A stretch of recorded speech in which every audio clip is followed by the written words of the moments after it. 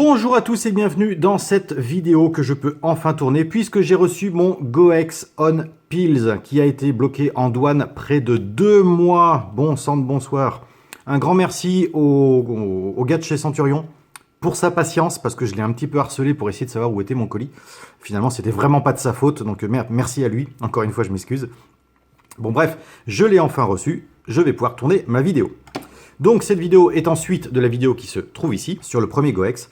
Donc ça c'est le deuxième, donc le On Pills, qui est donc équipé d'un système OSD avec le petit composant dont j'ai oublié le nom mais qui s'affiche là. Voilà. L'idée en fait de ce Goex, il a exactement le même fonctionnement que les autres, sauf que au lieu d'avoir un écran OLED ou LCD que l'on vient brancher ici, eh bien l'information est envoyée via les pins qui sont là, directement sur le moniteur de votre machine. Donc vous voyez l'ADF sélectionné sur votre moniteur. Vous n'avez plus rien à regarder sur le Goex. Ce qui est intéressant, c'est que le montage est extrêmement simple. Là, c'est une version Amiga 600, avec le châssis pour Amiga 600 qui est vendu avec. Vous sélectionnez le châssis que vous souhaitez au moment de l'achat.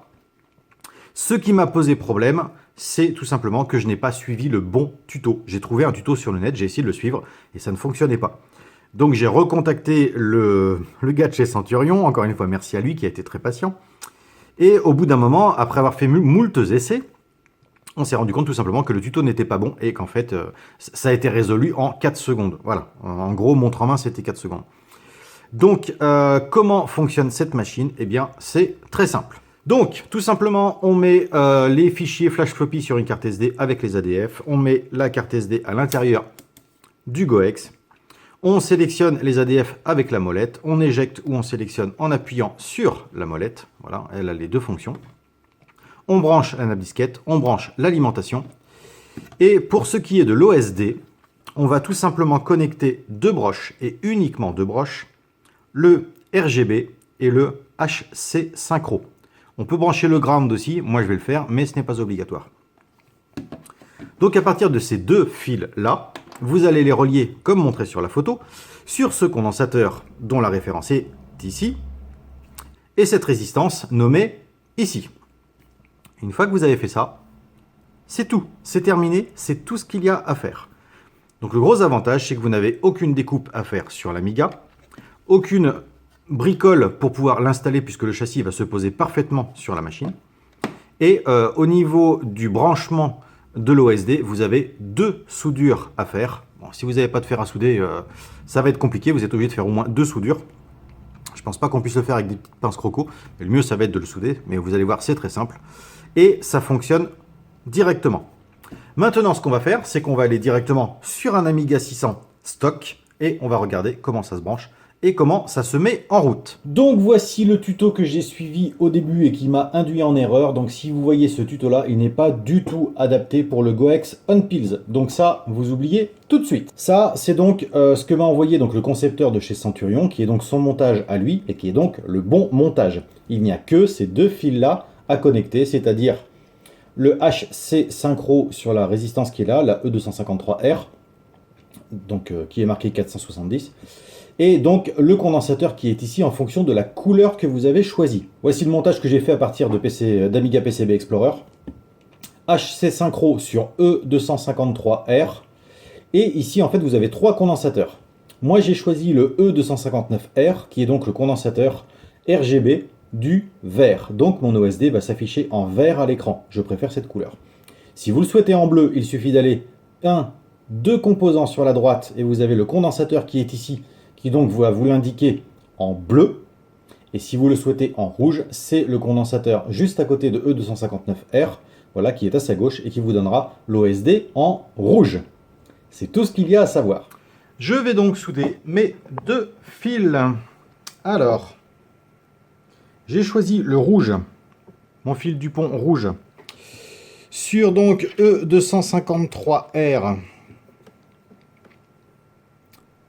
Je vais le souder ici. Tac, à plat pour pas que ça pose de problème. Et donc le marron qui est ici va donc être soudé sur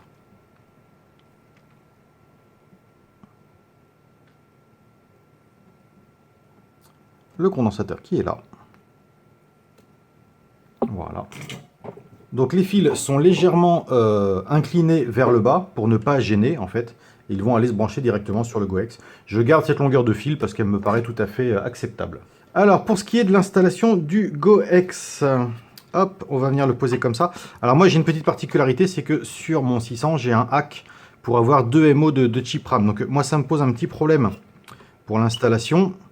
Mais en gros il faudrait tout simplement que je soulève mes fils. Voilà pour le laisser passer. Tac. Voilà. Et donc en fait tout va se retrouver pile poil en face des trous. Et avec on a un petit sachet de visserie. Voilà, ça c'est super cool aussi parce qu'avec un Gotek vous ne l'aurez pas. Et on a les petites pièces imprimées en 3D pour venir se ficher là et maintenir parfaitement le GoEx en place.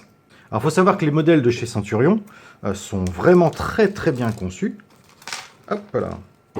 Par exemple, vous voyez cette petite pièce imprimée en 3D va venir se positionner là et votre GoEx va être parfaitement clippé dedans, ce qui fait qu'il ne bougera ni de droite à gauche ni de haut en bas, il sera parfaitement fixé.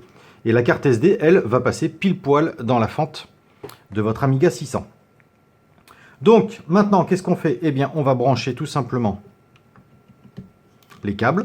On a donc dit RGB et HC synchro. Donc mon HC synchro est en rouge, donc je viens brancher, hop là, mon HC synchro ici. Et donc le marron étant le RGB et la couleur verte de mon côté. Ah, j'ai débranché les deux. RGB.